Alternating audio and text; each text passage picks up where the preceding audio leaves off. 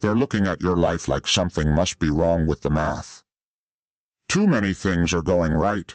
Too many doors are opening. Too many moments are falling into place. And suddenly people need a supernatural explanation, because the ordinary one feels far too uncomfortable. You sold your soul. That's a dramatic little story, isn't it? Much easier than admitting someone worked for years while nobody was paying attention. Much easier than admitting discipline can look like luck when you only arrive for the results. They didn't see the failed attempts, the sleepless nights, the opportunities you missed, the decisions that cost you comfort, or the countless times you kept moving when nothing seemed to be working. They saw the outcome and decided it couldn't possibly be human. Funny how quickly success becomes suspicious when it belongs to someone they underestimated. But don't let their theories become your identity. You don't need to convince anyone that your progress is legitimate. You need to understand what actually created it. Maybe you became more disciplined. Maybe you learned how to recognize opportunities. Maybe you stopped sabotaging yourself. Maybe you finally became consistent enough for your preparation to meet the right moment. That's not magic. That's what happens when effort and opportunity finally collide. And yes, sometimes luck is involved. Life isn't perfectly fair, and nobody controls every outcome. But luck doesn't replace preparation. A lucky opportunity means very little if you're too unprepared to use it. So while they're busy inventing explanations for your success, keep improving the things you can control. Build your skills. Protect your focus. Make better decisions. Stay humble enough to learn and confident enough to continue. Let them call it luck if they need to. Let them wonder how it happened. You don't have to reveal every struggle that came before the breakthrough, because the people watching the final scene rarely understand the years that made the scene possible. And while they keep searching for some impossible explanation for why your life suddenly looks different, you keep doing the very human things that created the difference. Working, learning, failing, adapting, and showing up again when nobody was convinced you would.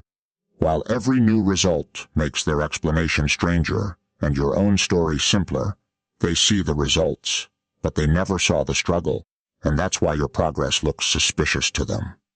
Funny how that works. Someone watches you finally win, and suddenly they need an explanation, because apparently hard work is too boring to be responsible for something impressive. They see the opportunity you received, but they didn't see the years you spent preparing for it. They see the confidence, but they didn't see the moments when you doubted yourself and still kept moving. They see the finished product, but they didn't see the ugly first attempts, the mistakes, the failures, the days when nothing seemed to work, and the nights when quitting looked like the most reasonable option. People love the highlight reel because it protects them from studying the process. They call it luck because luck is easier to understand than discipline. They say, everything just worked out for you, as if you were sitting in a chair waiting for the universe to hand you a prize. No. You were building capacity while nobody was watching. You were learning how to recognize opportunities. You were developing skills. You were becoming more patient.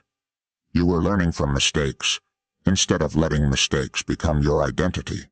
And that's the part outsiders almost never see. They don't see the thousands of tiny decisions that create one visible result. One morning you choose to work instead of waste time. One evening you choose to study instead of scroll. One day you decide to stop chasing people who don't respect you. Another day you decide to keep going after something fails. None of those moments look extraordinary by themselves. But stack them together for long enough, and suddenly people look at the result and ask where the luck came from. The luck didn't appear from nowhere. Preparation was already standing there, waiting for the opportunity to arrive. And that's something you need to remember whenever people misunderstand your progress. You don't owe everyone a detailed explanation of what it took to get where you are. Some people only become interested after the results become visible. That's fine. Let them arrive late. You were there when it was difficult. You know what it cost. You know how many times you had to restart. You know how many doors closed before one finally opened. You know how many times you had to choose discipline while nobody was rewarding you for it. That's your evidence. You don't need to carry it around like a trophy. Use it as proof that you can survive the next difficult season too. And don't make the mistake of believing every successful moment means you've become invincible. Luck can change. Circumstances can change. Opportunities can disappear. The real advantage is not having everything go your way. It's becoming the kind of person who can adapt when things stop going your way. That's what makes preparation powerful. It gives you something to stand on when luck disappears. So when somebody looks at your life and says, "You must have gotten incredibly lucky," don't become angry. Maybe they're only seeing one chapter. Let them misunderstand the story. You know what happened before the chapter they noticed.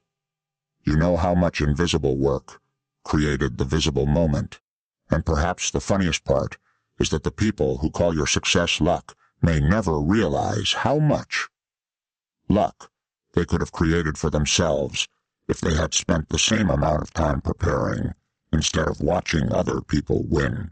Because what looks impossible from the outside often becomes completely explainable when you finally see the discipline, patience, learning, sacrifice, repetition, and uncomfortable decisions hiding underneath the result, while everyone else keeps staring at the outcome and calling it luck.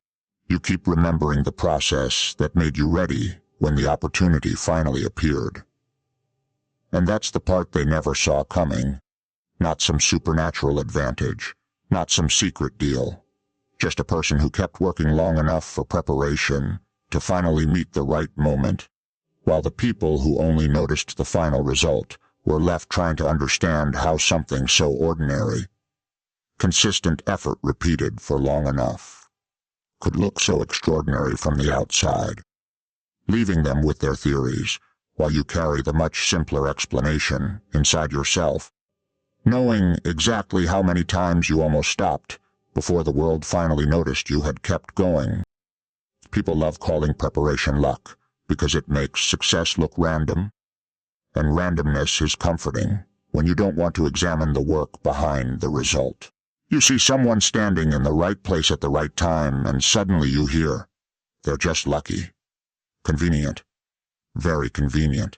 Nobody asks what that person was doing before the opportunity arrived. Nobody asks how many hours they spent learning something nobody cared about yet. Nobody asks how many failures trained them to recognize the next opening.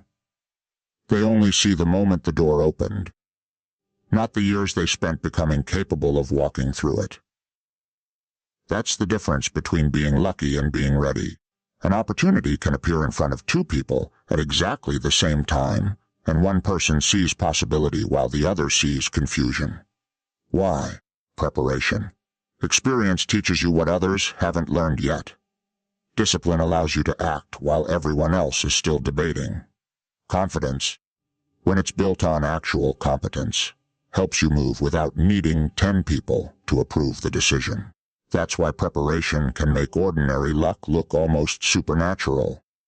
Imagine someone handing you a complicated problem, and you already know how to solve it, because you've spent years practicing the exact skills required. From the outside, it looks like you somehow knew the future. You didn't. You prepared for possibilities before you knew which possibility would arrive. That's what serious growth looks like. You don't prepare because you know exactly what will happen. You prepare because you know something will happen, and you want to be capable when it does. Maybe the opportunity is a job. Maybe it's a business connection. Maybe it's a conversation. Maybe it's a chance to lead. Maybe it's simply a moment when circumstances finally align with something you've been building quietly. The prepared person doesn't need everything to be perfect. They need enough ability to recognize the moment and enough courage to act. And that's where many people misunderstand success. They think successful people have fewer problems. Often they simply have better responses to problems, because they've practiced dealing with uncertainty. They've failed enough times that failure doesn't automatically terrify them. They've made enough mistakes that they know how to recover. They've learned enough that they don't need to panic when something unexpected happens. Their luck has muscles, and those muscles were built when nobody was watching. So stop waiting for luck to rescue you. Build the kind of preparation that makes opportunities useful when they appear. Learn something valuable. Practice until your ability becomes reliable. Improve your communication. Become better at solving problems. Save resources. Build relationships based on trust. Take care of your responsibilities. Strengthen your discipline. These things don't guarantee success, because nothing guarantees success, but they increase your ability to respond when circumstances finally move in your favor. And when they don't, preparation still gives you something valuable: resilience. You can adapt. You can try another approach. You can learn. You can start again. That's much more powerful than simply hoping everything goes perfectly. Let people call your success lucky if they want. You don't need to correct every misunderstanding. You know the difference between a lucky break and being ready for a break. You know that the opportunity was only one part of the story. The other part was the person you became before the opportunity appeared. So keep preparing in silence. Keep sharpening the skill. Keep learning when nobody is impressed. Keep building when nobody can see the final picture. Because eventually the right moment may arrive without warning, and when it does, you don't want to be standing there wishing you had started yesterday. You want to be capable enough to recognize it, disciplined enough to act on it, and experienced enough to turn one unexpected opening into something meaningful. While everyone watching from the outside wonders how you managed to make the impossible look easy, never realizing that what looked like sudden luck was actually years of preparation waiting for the right moment to become visible, while you continue building the skills and habits that make opportunity more valuable whenever it finally knocks on your door. Because luck may open a door, but preparation determines whether you can walk through it and actually do something with what you find on the other side, while the people who only notice the timing keep calling it luck, and you quietly understand that timing was only the spark. The real fuel was everything you had already done before anyone else noticed what you were becoming, leaving the final result looking mysterious to people who never bothered to study the process that created it. Stop explaining your success to people who have already decided what story they want to believe, because the moment you start defending every achievement, every opportunity, and every change in your life, you hand other people the microphone and let them narrate your existence. Funny, isn't it? Someone can ignore you for years, then the moment something works, suddenly they become an investigator. How did you do it? Who helped you? What's the secret? And if your answer is simply, I worked for it, they look disappointed, because apparently they wanted a more entertaining conspiracy. Let them be disappointed. You don't owe anyone a courtroom defense for your progress. Your life isn't a trial, and their opinion isn't the verdict. If you know what you've done to get where you are, that's enough. Maybe you made mistakes. Maybe you received help. Maybe you got lucky once or twice. Good. That's called being human. Success doesn't have to be perfectly made to be legitimate. What matters is what you do with the opportunities you receive, and whether you're honest about the work behind them. Don't let the pressure to prove yourself turn into arrogance either. You don't need to become obsessed with showing people that they were wrong. That's just another cage, only this one has better lighting. If every goal you pursue is secretly about making someone jealous, you're still allowing that person to control your direction. You're waking up for them. You're working for their reaction. You're measuring your happiness by whether they finally admit you were capable. That's not freedom. Real freedom is when their approval becomes irrelevant to the mission. You build because you value what you're building. You improve because you respect what you could become. You learn because ignorance is expensive. You become disciplined because you don't want your future controlled by temporary moods. You stop wasting time because you finally understand that attention is one of the few resources you can't purchase back after spending it. That's the mindset that changes everything. Instead of asking, "How do I prove them wrong?" ask, "What can I build that makes proving anything unnecessary?" There's a difference. One keeps you emotionally connected to your critics. The other puts your attention on your own future. And when someone doubts you, don't immediately rush to correct them. Sometimes silence is useful, not because you're playing some mysterious game, but because you're busy. You're learning, you're working, you're solving problems, you're improving. You don't have time to provide a press conference every time someone misunderstands you. Let your consistency create the explanation. Let your results accumulate. Let your character become visible through repetition. And remember, results don't always arrive quickly. There will be seasons when you're doing everything responsibly and nothing seems to move. That's where many people quit, because they became addicted to immediate evidence. They need proof every week that their effort is working. But some forms of progress happen underneath the surface. Skills improve before opportunities appear. Confidence develops before circumstances change. Discipline strengthens before results become visible. You can't always see the roots while the tree is growing, so keep going without turning every delay into a reason to doubt yourself. At the same time, stay intelligent enough to adjust when something genuinely isn't working. Persistence isn't repeating the same mistake forever. Persistence means staying committed to the objective while remaining flexible about the method. That's how you avoid becoming stubborn in the name of determination. You don't have to explain your entire strategy to spectators. You can listen to useful criticism, learn from people with experience, and still make your own decisions. That's maturity. And when the results finally appear, don't waste them trying to embarrass the people who doubted you. Use them to create something better. Improve your circumstances. Help someone else. Build another skill. Strengthen your foundation. Because the best response to doubt isn't revenge, it's continued growth.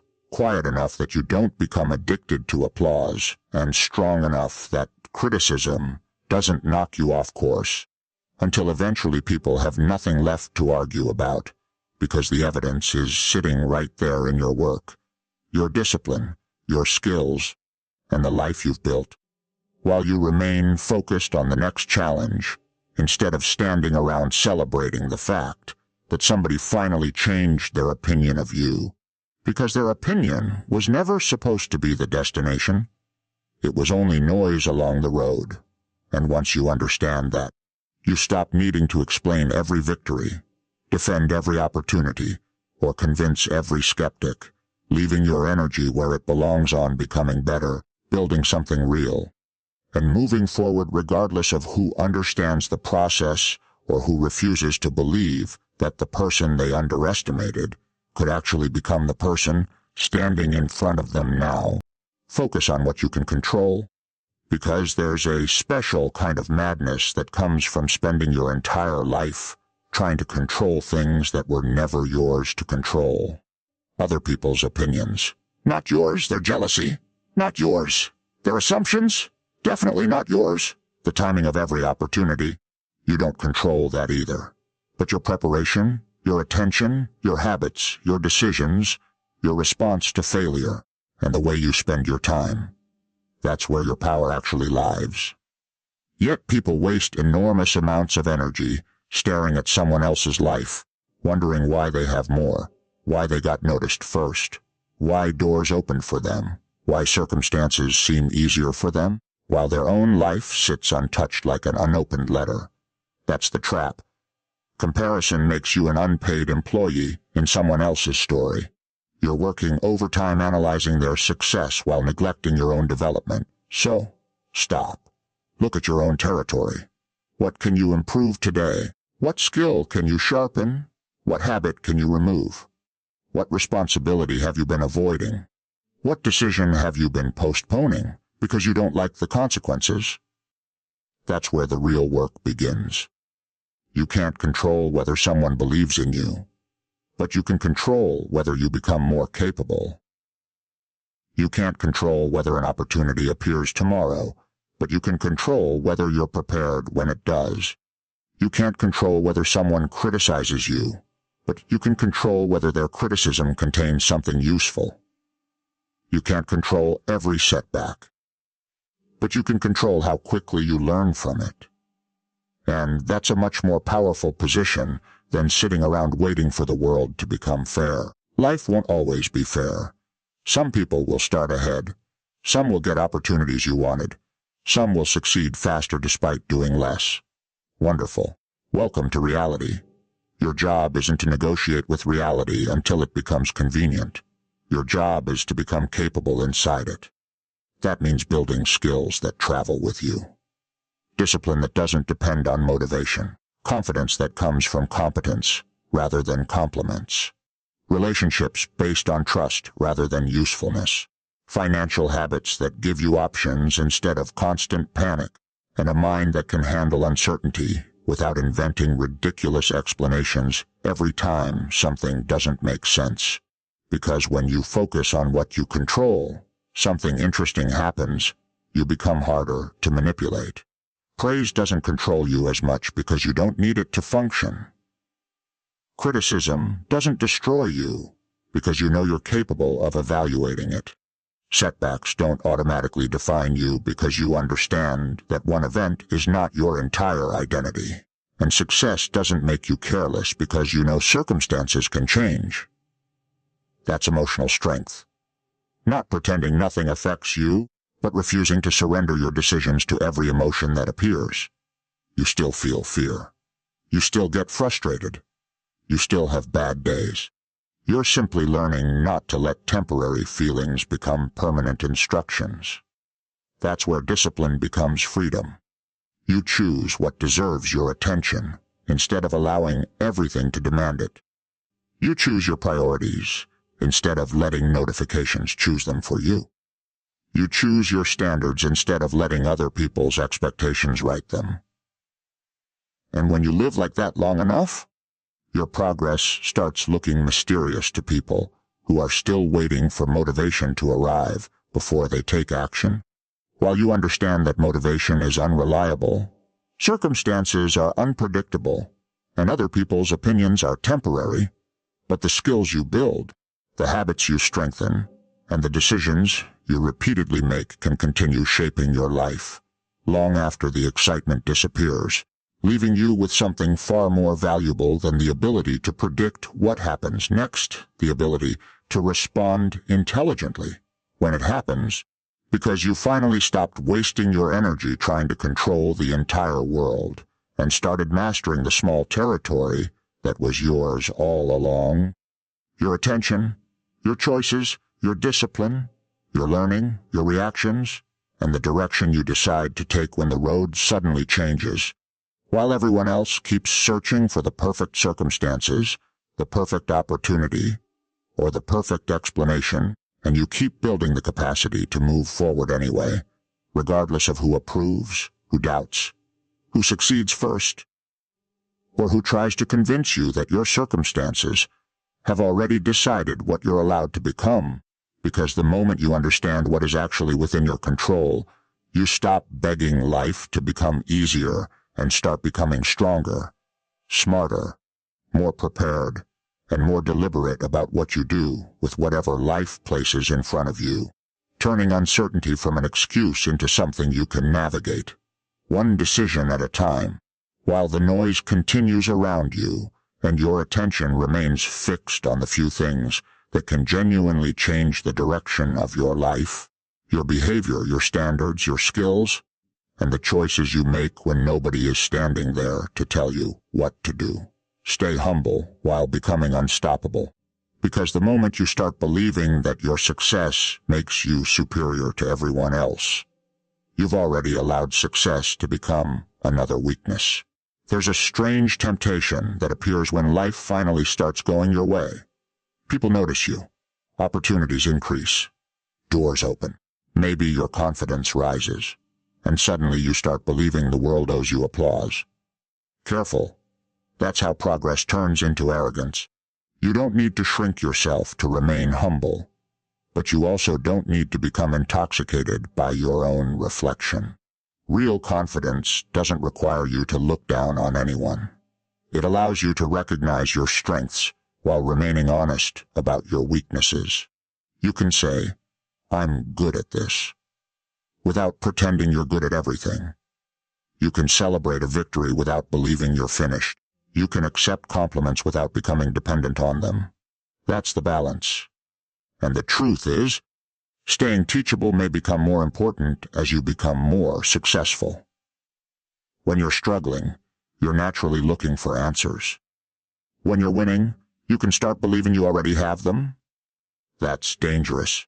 The moment you stop learning is the moment your old strengths begin becoming outdated. The world changes.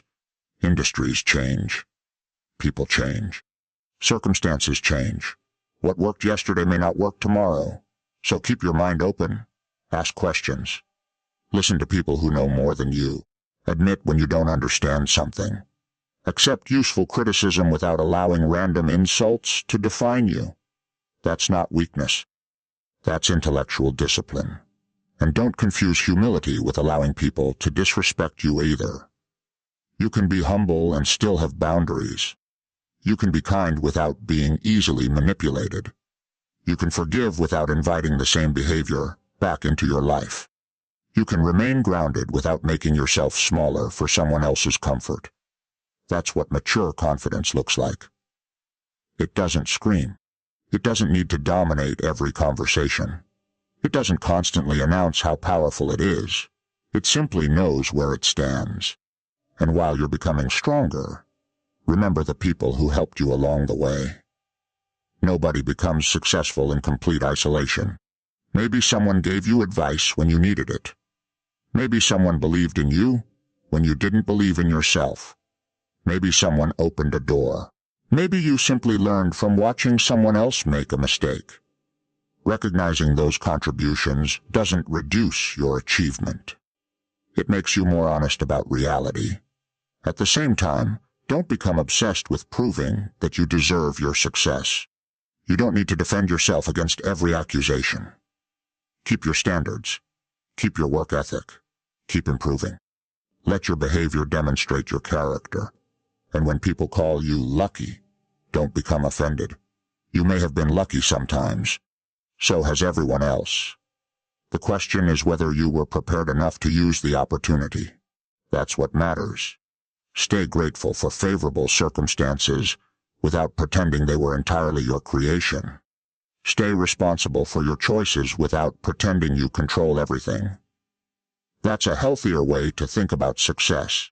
You become grateful without becoming passive, confident without becoming arrogant, ambitious without becoming desperate, and disciplined without becoming obsessed. And perhaps the greatest form of strength is knowing you can continue growing even after you've achieved something you once thought was impossible. Don't let one victory become your identity. Let it become evidence that another level may be possible. Then return to the work. Learn something else, build something else, help someone else, improve another weakness.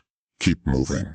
Because the goal isn't to become a person who finally has nothing left to prove. The goal is to become a person who no longer feels the need to prove their worth through constant performance, while continuing to pursue excellence because growth itself has become part of who you are. And when people look at your success and decide it must be something supernatural, mysterious, or impossible, you don't need to argue with them. You can simply remain grounded enough to know the truth is usually less dramatic and far more powerful. You kept learning, you kept adapting, you kept showing up. You used opportunities when they appeared. You recovered when things went wrong, and you refused to let either success or failure decide your character, while the world keeps changing around you and new challenges keep appearing. leaving you with the same responsibility you had before anyone noticed you. Keep your mind sharp, your standards high, your ego under control, and your feet firmly on the ground, because becoming unstoppable doesn't mean believing nothing can defeat you. It means becoming disciplined enough to keep moving, humble enough to keep learning, and self-aware enough to recognize that every new level of success brings another opportunity to become better without becoming someone you no longer recognize.